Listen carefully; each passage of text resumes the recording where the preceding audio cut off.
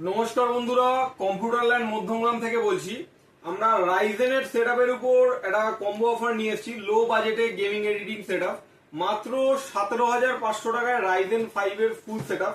তো বন্ধু কি পাচ্ছেন এই সেটআপে? পাচ্ছেন রাইজেন 5 এর প্রসেসর এবং সাথে এমএসআই আছে, গিগাবাইট আছে, আসুস আছে, 500 সিরিজের মাদারবোর্ড 450 আছে, যেটা আপনাদের পছন্দ সেটা নেবেন।